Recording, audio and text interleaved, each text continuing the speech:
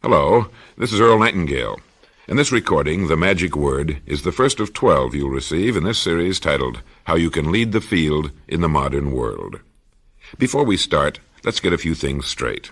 I'm not going to try to tell you how to live your life. That's none of my business, nor is it anybody else's business. That's your business.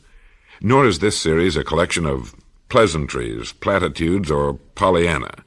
It is a summation of more than 20 years of research on one subject, and that is, why do some people do so well in life, while so many more do not? And the first thing let's talk about is the magic word.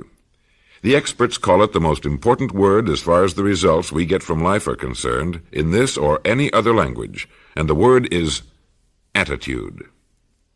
It is our attitude toward life which will determine life's attitude toward us.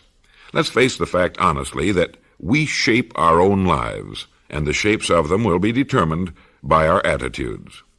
A person with a poor attitude toward learning, for example, isn't going to learn much until he changes his attitude. If we take the attitude that we cannot do something, we generally will not do it. An attitude of failure, and we're whipped before we start. So we know then that what we receive from life, what we accomplish or fail to accomplish, is due, in large measure, to our overall attitude. William James of Harvard University put it this way. He said, "The greatest discovery of my generation is that human beings can alter their lives by altering their attitudes of mind. And isn't it wonderful that we have this measure of control?" Before we start talking about our attitude toward the world, let's talk about our attitude toward ourselves, since it's the attitude we take toward ourselves which determines our attitude toward the world. Now right here we come to a rather strange fact. We're so familiar with ourselves, we tend to take ourselves for granted. We tend to minimize the things we can accomplish, the goals we can reach, and for some equally strange reason, believe others can accomplish things in our field which we cannot. There are literally millions of human beings living narrow, darkened, frustrated lives, living defensively, simply because they take a defensive, doubtful attitude toward themselves, and as a result, toward life in general. Attitude is a reflection, a result of a person's will. It is incalculably powerful. It can bring about marvelous results for us, but we need to train it, patiently, day by day. Now let's talk about the attitudes of people who are successful. The top 5% of the people who go sailing through life from one success to another, and who, even when they fail at something, shrug it off and head right out again. No matter who the person is or what he does, men and women in sales, business executives, people in all the professions, wives and mothers, students, top people in the armed forces, public servants, men and women in the service of religion, working men and women in all fields of endeavor. Wherever you find a person doing an outstanding job and getting outstanding results, you will find a person with the right kind of attitude. These people take the attitude toward themselves that they can accomplish what they set out to accomplish, that there's no good reason on earth why they can't be competent, successful. They have a healthy attitude toward themselves, and as a result, toward life and the things they want to accomplish.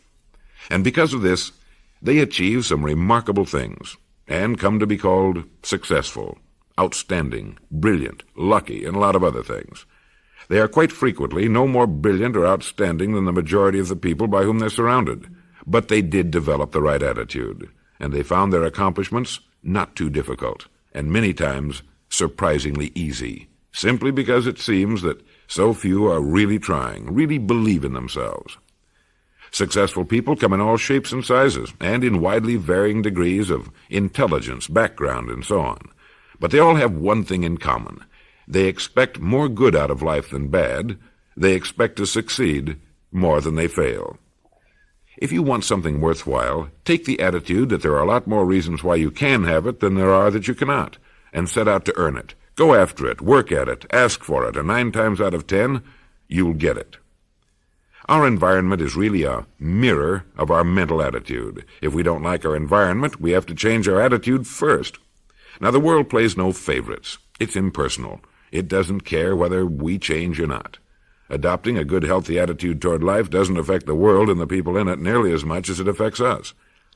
It would be impossible to even estimate the number of jobs which have been lost, the number of promotions missed, the number of sales not made, the number of marriages ruined by poor attitudes. but you can number in the millions the jobs which are held but hated, the marriages which are tolerated but unhappy, all because of people who are waiting for the world and others to change toward them, instead of being big enough and wise enough to at least make a test which will prove beyond any shadow of a doubt where most, or at least a big part, of the trouble lies. Studies made of the lives of literally thousands of successful people have shown that they radiate confidence, assurance. They expect success, and they get success. You can spot these people by the way they walk, by the way they look and act. You can feel it about them when they enter a room. They may be short and fat, or tall and thin, or any combination in between, but they have about them the attitude of success. In the record Greener Pastures, I'll get into this next statement, but right now I want you to realize, if you don't already, that in 5 years or less, you can get to the top of the work you're now doing. I know this, but the important question here is, do you know this? The minute you do know it, you'll have this right attitude I'm talking about. The easiest and most effective means of forming a good attitude habit is to begin to act as though you have a good, positive, expectant attitude toward life. That's right. Begin right now to walk, act, and look as though you belong in this group. If you're already in the top 5%, you'll know what I mean. If you've never tried it, you'll be amazed at what happens. Actions trigger feelings, just as feelings trigger actions. Now, on the other side of this record, let me tell you of a little test you can make which will prove beyond any shadow of a doubt that a good attitude can change a person's life as dramatically as walking from a darkened room into the bright, clear light of day. Not long ago, I read a line which went, "Life is dull only to dull people." This is true, but it also could have read, "Life is interesting only to interesting people," or "Life is successful only to successful people." What I'm trying to say is that you must first become, mentally, from an attitude standpoint, that which you wish to achieve.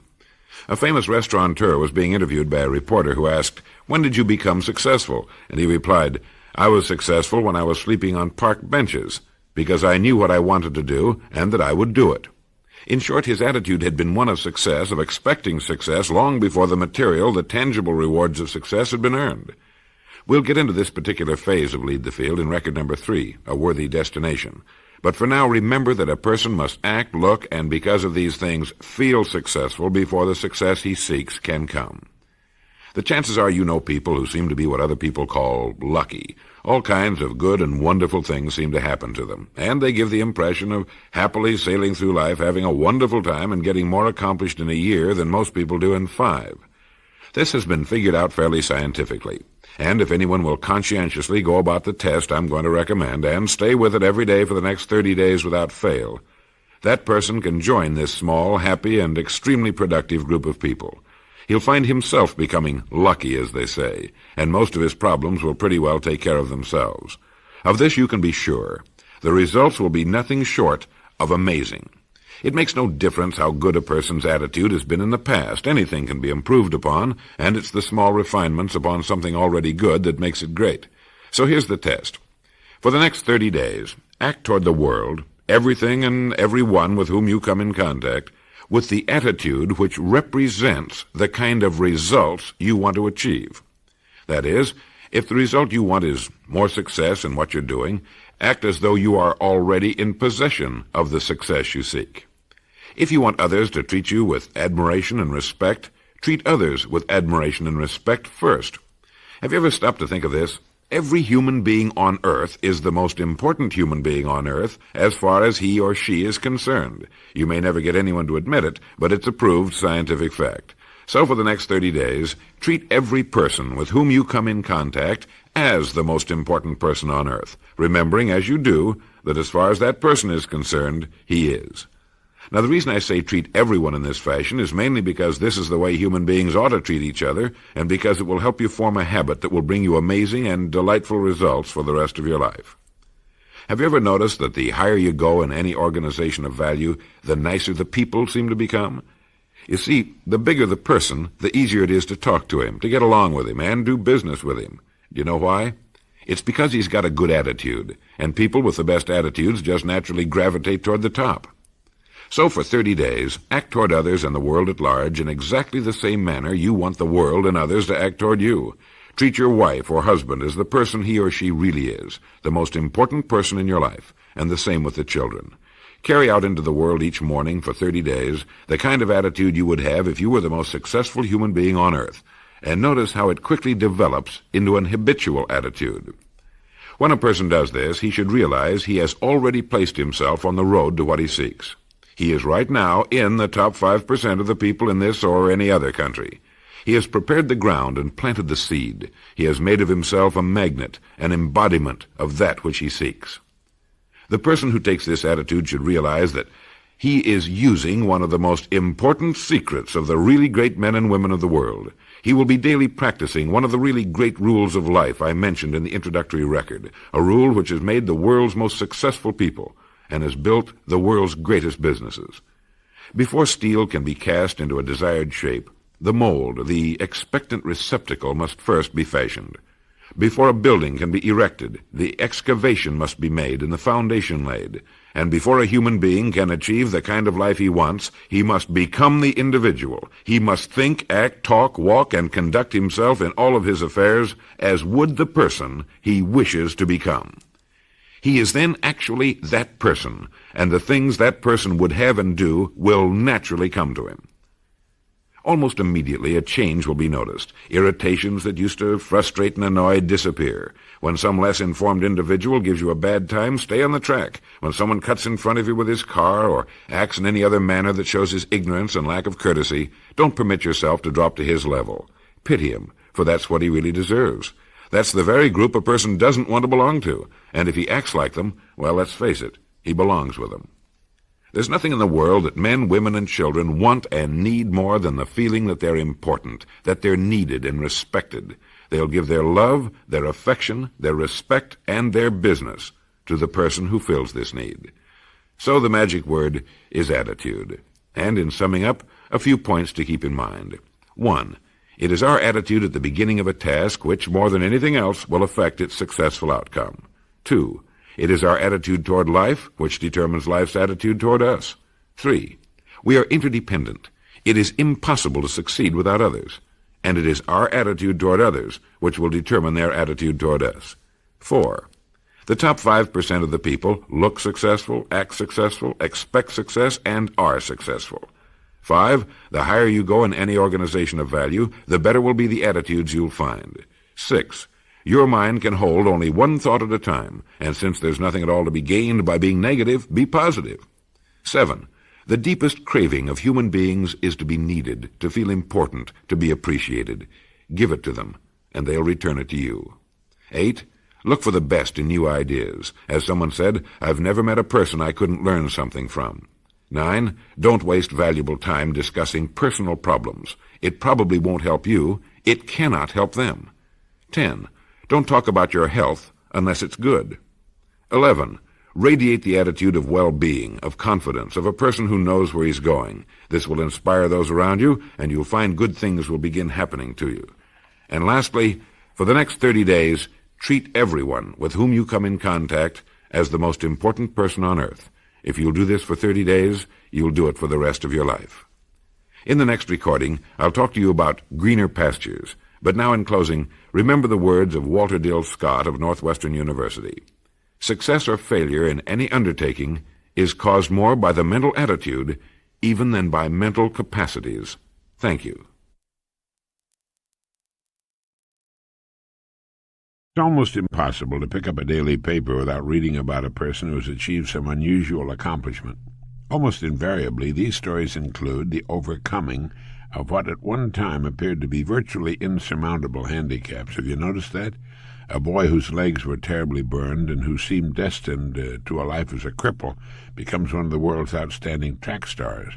The poor boy who amasses a fortune. A woman blind and deaf from birth who becomes one of the most inspirational personalities of all time.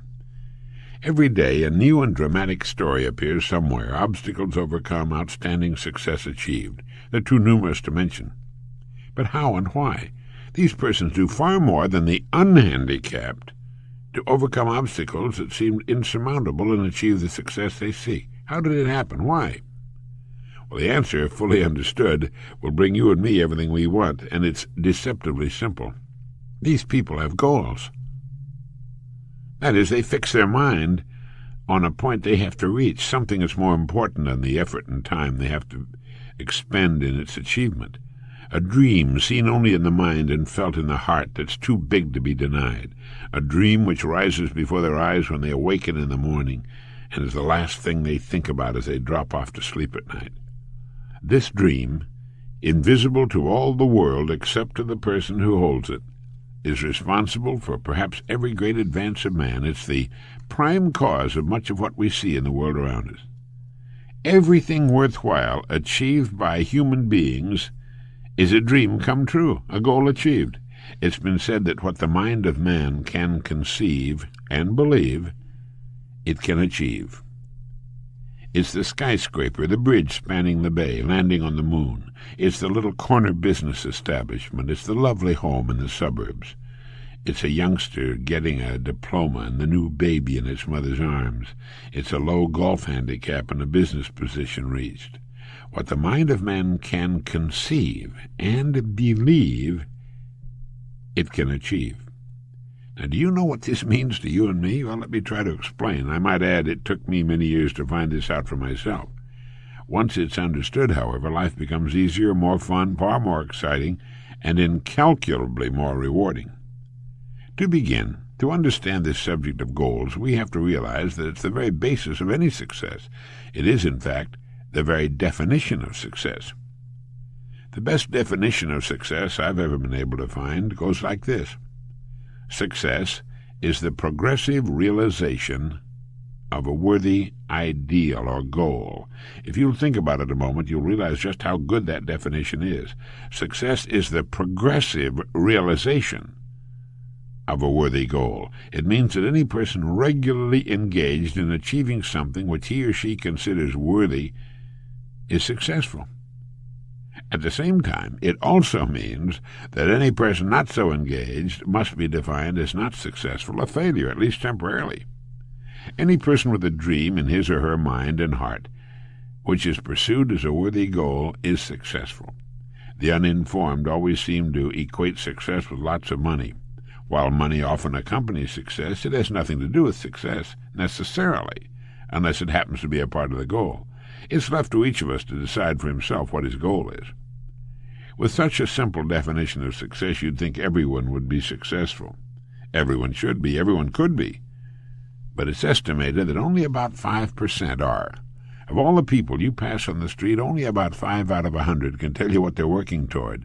The rest are just going through the movements, drifting along, hoping something good will happen to them, or at least that nothing too bad will, letting circumstances and economic winds blow them this way and that. I like to compare human beings with ships, as Carlyle used to do. It's estimated that about 95% can be compared to ships without rudders. Subject to every shift of wind and tide, they're helplessly adrift. And while they fondly hope that they'll one day drift into a rich and successful port, you and I know that for every narrow harbor entrance there are at least 1,000 miles of rocky coastline. The chances against their drifting into port are 1,000 to 1. But the 5% who have taken the time and exercised the discipline to decide on a destination, to chart a course, sail straight and far across the deep oceans of life, reaching one port after another and accomplishing more in just a few years than all the rest accomplish in a lifetime. If you should visit a ship and ask the captain his next port of call, he'd answer you in one sentence. Even though the captain of a ship cannot see his destination, for fully 99% of his journey he knows what it is, where it is, and that barring an unforeseen and very unlikely catastrophe, he'll reach it if he keeps doing certain things a certain way every day. Every person should do the same thing. Unless you can say it in one concise sentence, what your goal is, well, the chances are good that you've never clearly defined it.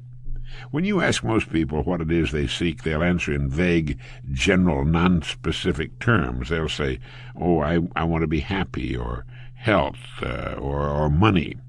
These are not goals. They're simply generalizations desired by everyone. When we talk of goals, let's be specific. What is it you want, you as a person? What is it you would like very much to have or to be or to do, even though you may feel it is, for one reason or another, somewhat beyond your reach at the present time? You see, if you can tell me what you want, I can tell you how to get it, as long as it's worthy of you. Proceeding successfully through a lifetime should be a matter of progressively setting and achieving goals, one after another, each a little better and perhaps more interesting and higher than the preceding. Just as a ship can sail to only one port at a time, set your first port of call. When you reach it, and reach it you will, you can set a new goal, then another. By following this meaningful and common-sense approach to life, you'll be successful and can accomplish more in 5 years than the majority of people do all their lives. Now let me tell you of a way to clarify your thinking and establish your first goal if you don't already have one. Knowing that without a goal we're unsuccessful, but that with a goal we'll have direction and purpose and that our goal will be reached, we begin to realize that establishing a clearly defined goal is one of the most important steps we can possibly take. If you don't know what it is you want more than anything else, in other words, if you're not one of the fortunate who knows exactly what he or she seeks, set some time aside right now. Spend an hour or so, or many hours, even days if necessary, writing down the things you would most like to have. Make a want list. Could include a more beautiful home, a new car, a wanted child, a certain amount of money, a better job, better grades, a particular position in your school or organization, any one of 100 things. Write down as many as you can think of, things you'd like to have, you want. If you're married, it's a good idea to do this with your spouse so that you both get all your ideas down.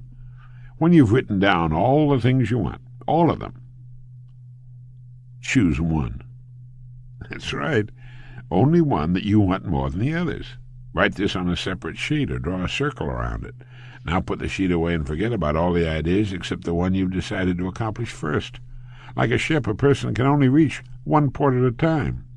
Most of the confusion and indecision suffered by the majority of people is caused by their half-heartedly wanting so many things that they can't decide which to go after first. As a result, they run in circles and often accomplish little or nothing at all. Remember that as a rule, you can achieve only one goal at a time. Once you've decided upon the one goal you first intend to reach, write it on a card to carry with you. Think about it the first thing in the morning and the last thing at night. Think about it as often during the day as you can.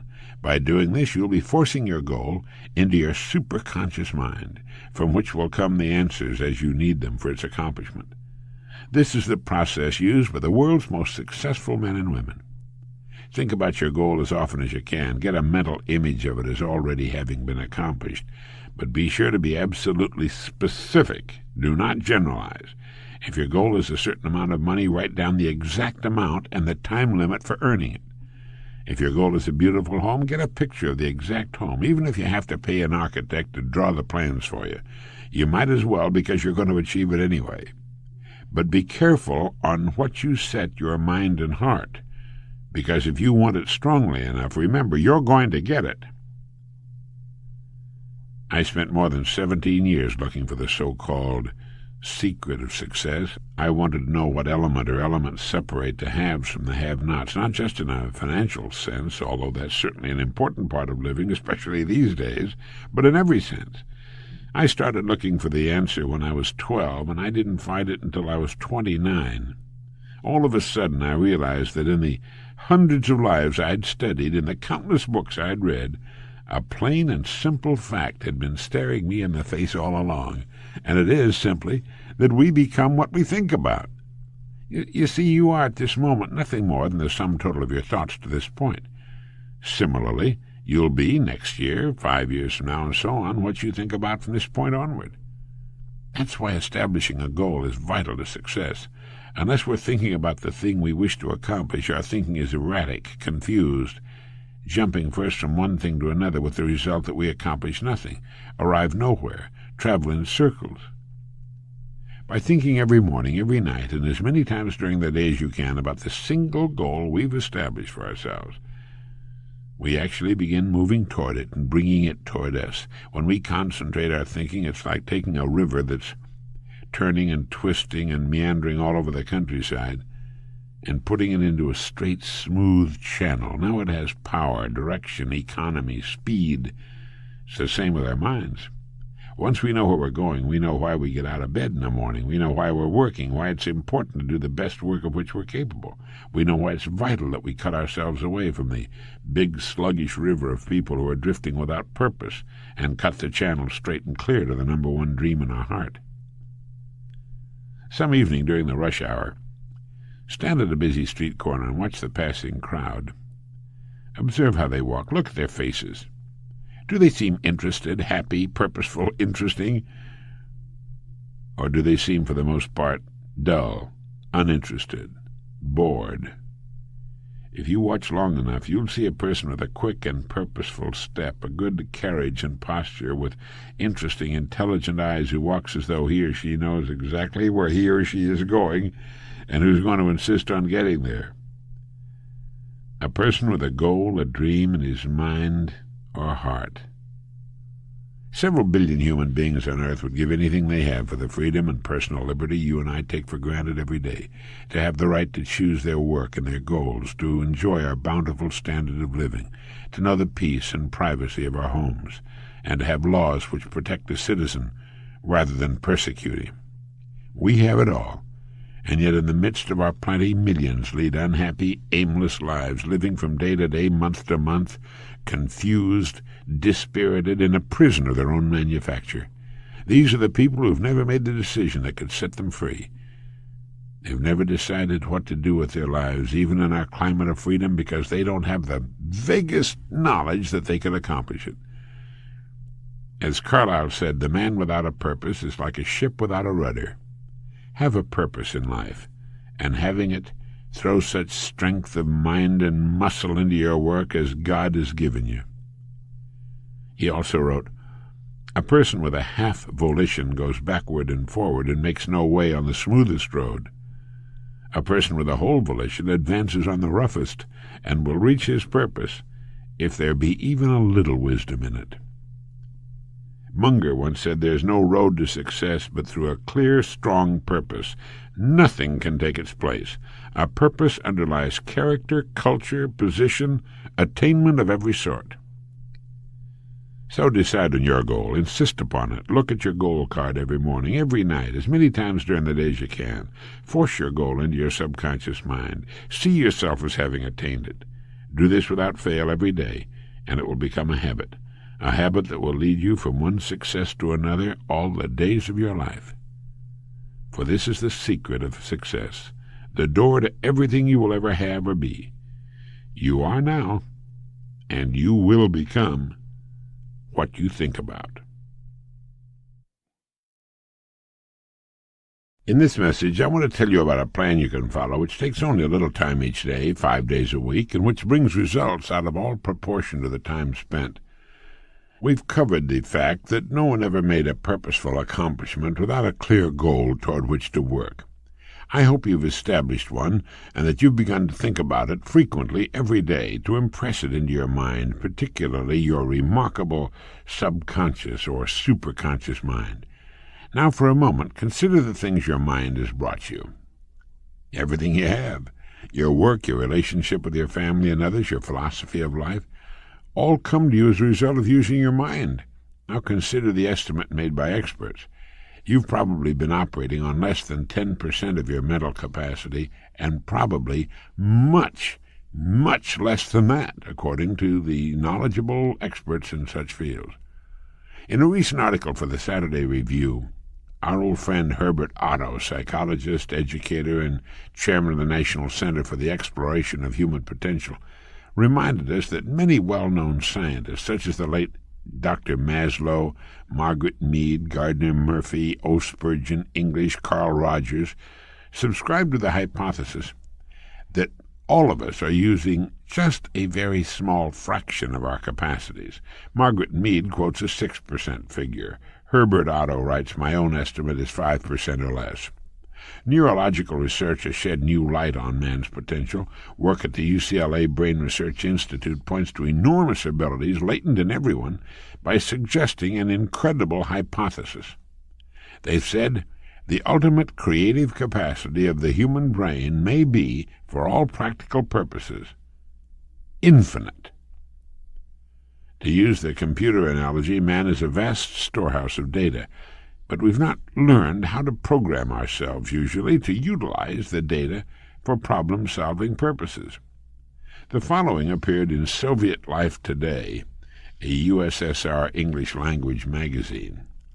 Quote, "The latest findings in anthropology, psychology, logic, and physiology show that the potential of the human mind is very great indeed.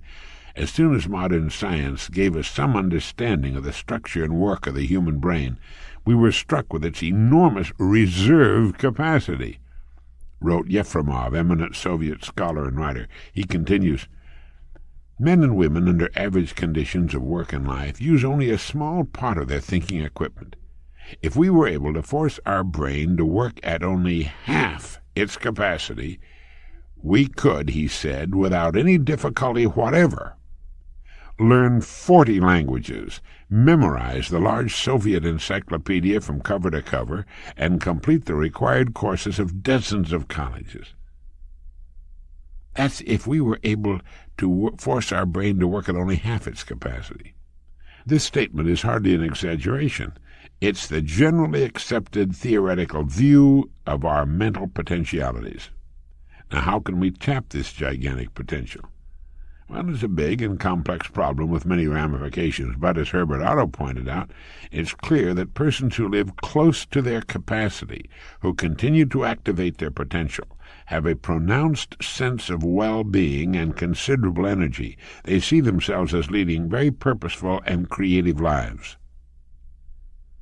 The way most people use their minds can be compared to the time back in the early 19th century, when just the eastern shore of the North American continent was settled, just a little strip along the coast. To the west stretched the raw, undeveloped great bulk of what was later to become the incredibly rich 99% of the economy, 99% of the natural resources, which resulted in the standard of living enjoyed today by Americans. If everything you have now, think about this. If everything you have is the result of using just 10% of your mind, and probably far less than that, consider for a moment what it will mean to you and your family if you can increase this percentage at all. This cassette will show you how to use infinitely more of your mental powers, how to develop some of that 90% virgin territory. None of us, as a rule, has the slightest notion of the real capabilities of his or her mind. But believe me when I say that your mind can be compared to an undiscovered gold mine, and it makes no difference whether you're 17 or 70. Look at it this way. Your goal is in the future. Your problem is to bridge the gap which exists between where you are now and the goal you intend to reach. Now, this is the problem to solve.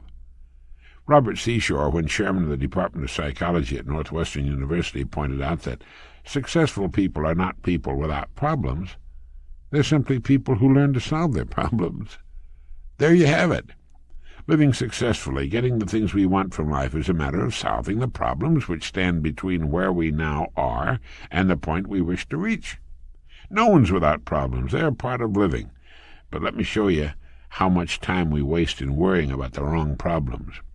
Here's a reliable estimate of the things people worry about. Things that never happen, 40%. Things over and past that can't be changed by all the worry in the world, 30%. Needless worries about our health, 12%. Petty, miscellaneous worries, 10%. Real, legitimate worries, 8%. In short, 92% of the average person's worries take up valuable time, cause painful stress, even mental anguish, and are absolutely unnecessary. And with the real legitimate worries, there are two kinds. There are the problems we can solve, and there are the problems beyond our ability to personally solve. But most of our real problems usually fall into that first group, the ones we can solve if we'll learn how. There must be millions of people today who feel they're being barred from the life they want because they look upon problems not as challenges to be met, but as wide chasms beyond their ability to bridge. A little research proves that successful people have the same kind of problems. One of the very real benefits of working with a psychologist or psychiatrist comes from learning that there are hundreds of thousands, maybe millions of other people with problems identical to our own. So the whole thing boils down to a matter not of problems, which are common to us all, but to our ability to solve them.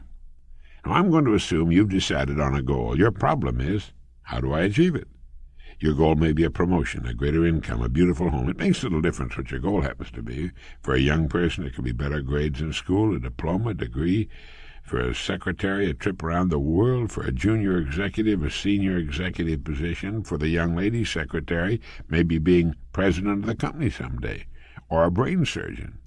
But you have your goal, and you know that you will achieve what you think about.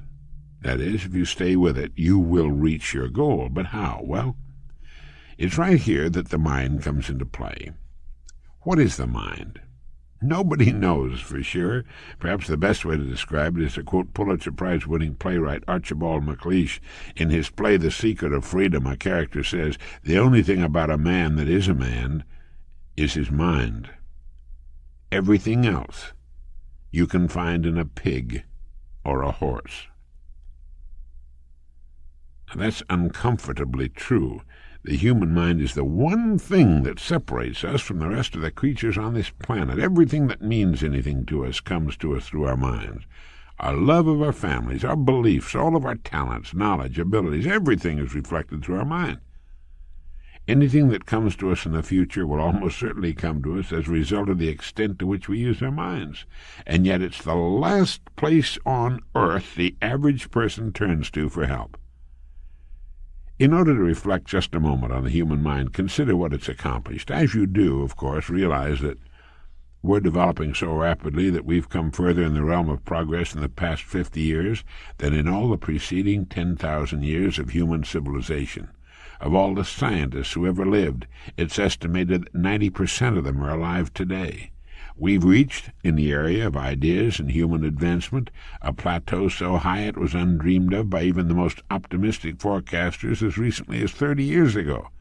But every new idea triggers additional ideas, so that now we're in an era of compounding advancement on every front and in every area that staggers the imagination. From landing on the moon to the great bridges which span our bays and rivers, the harnessing of the power of the sun in our atomic plants and ships, the speed of light computers which in seconds save months and years of calculating drudgery, every man-made thing you see and touch spawned from the most powerful agency in the world, the human mind. Dr. Harlow Shapley of Harvard has said we're entering an entirely new age of mankind. He calls it the psychozoic age, the age of the mind. Now, you own one of those, free and clear. Now let's look at a few facts. The 40-hour-week long standard is in imminent likelihood of being even further shortened. This means that the average working person has, at his or her disposal, an enormous amount of free time. In fact, if you total the hours in a year, subtract the sleeping hours, if you sleep 8 hours every night, you'll find that the person has almost 6,000 waking hours, of which less than 2,000 are spent on the job. Now, this leaves 4,000 hours a year when we're neither working nor sleeping. These might be called discretionary hours, with which, well, we can do pretty much as we want. Now, so you can see the amazing results in your life, I want to recommend that you take just 1 hour a day, 5 days a week, and devote this hour to exercising your mind. Pick 1 hour a day on which you can be fairly certain. The best time for me is an hour before the others are up in the morning. The mind is clear, the house is quiet, and if you like, with a fresh cup of coffee, this is the time to start the mind going, and here's one good way to do it. During this hour, every morning, or at night, whatever your favorite time is, take a completely blank sheet of paper. At the top of the page, write your present primary goal, clearly, simply. They say that a problem defined is half solved. Then, since our future depends upon the way in which we handle our work, write down as many ideas as you can for improving that which you now do. Try to think of 20 possible ways in which the activity that fills your day can be improved. You won't always get 20, but even one idea is pretty good. Now remember, 2 important points with regard to this. 1, this is not easy. And 2, most of your ideas won't be any good. Now, when I say it's not easy, I mean it's like starting any new habit. At first you'll find your mind a little reluctant to be hauled up and out of the old familiar rut. But as you think about your work and ways in which it might be improved, write down every idea that pops into your head, no matter how absurd it might seem. Now, let me tell you what'll happen. Some of your ideas will be good and worth testing. The most important thing this extra hour accomplishes, however, is that it deeply embeds your goal into your subconscious, or what we like to call the superconscious mind. Starts the whole vital machinery working, first thing every morning. And 20 ideas a day, if you can come up with that many, total 100 a week, even if you don't think on weekends. An hour a day, 5 days a week, totals 260 hours a year. That still leaves you 3,740 hours of free leisure time. Now, this means you'll be thinking about your goal and ways of improving your performance, increasing your service 6.5 full extra working weeks a year. 6.5 40-hour weeks devoted to thinking and planning. Can you see how easy it is to rise above the so-called competition? And it will still leave you with 15 hours a day to spend as you please. Starting each day thinking, you'll find that your mind will continue to work all day long. You'll find that at odd moments when you least expect it, really great ideas will begin to pop into your mind. Now, whenever they do, write them down as soon as you can. Just one great idea can completely revolutionize your work and, as a result, your life. If you want to develop the muscles of your body, you take daily exercise of some sort. The mind is developed in exactly the same way, except that the returns are out of all conceivable proportion to the time and energy spent. The mind of man can lift anything. His muscles, even the best developed, are puny alongside some of those of the dumbest animals on earth. If man had depended on his muscles for survival, he probably would have disappeared, as did the dinosaurs, which were incidentally the most physically powerful creatures that ever lived. Let me give you just some of the results people have reported to me as a consequence of following this 1 hour a day routine. An office equipment salesman sold more of his company's product in 1 month than he had formerly sold in an entire year during the 4 years he'd been with his company. A Sunday school teacher with 5 pupils set a goal of 30 pupils. Her last letter told us she now has a class of 25. She's almost reached her goal. I've used this system for years, and it's given me some of the most gratifying and rewarding experiences of my life. And it costs 5 hours a week. 5 hours out of 168. Is it worth it?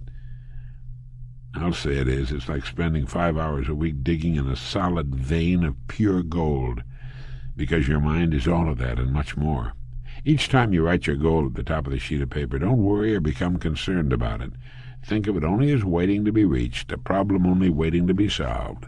Face it with faith, and bend all the great powers of your mind towards solving it, and believe me, solve it you will. You know, this puts each of us in the driver's seat. Let me briefly recap. 1. This week, start spending 1 hour each day getting as many ideas as you can. Try for 20 a day on ways to improve what you're now doing. Remember, the achievement of your goal very likely depends upon it, as does your whole future. Once you start exercising your mind in this way, I know you'll want to continue the practice. It's fun. 2. If everything you now have is the result of using, say, 5 to 10% of your mental ability, you can imagine what life will be like if you can increase this figure to 20% or more. 3. Successful people are not people without problems. They're simply people who learn to solve their problems. 4. Don't waste time and energy worrying about needless things. Remember that 40% of them will never happen, 30% have already happened and can't be changed, 12% are needless worries about health, 10% are petty, miscellaneous worries, and only 8% are real. Try to separate the real from the unnecessary and solve those which are within your ability to solve. 5. The human race has advanced farther during the past 50 years than in all the preceding 10,000 years of human civilization. We're now living right in the middle of the golden age man's been dreaming of and praying for centuries, and it's very likely going to get better. Last of all, the only thing in the world that can take you to your goals in life is your mind, its effective use, and following through on the good ideas it supplies you. Each of us has a tendency to underestimate his or her own abilities. We should realize that we have deep within ourselves a reservoir of great ability, even genius, that can be tapped if we'll just dig deep enough. It's called the miracle of your mind.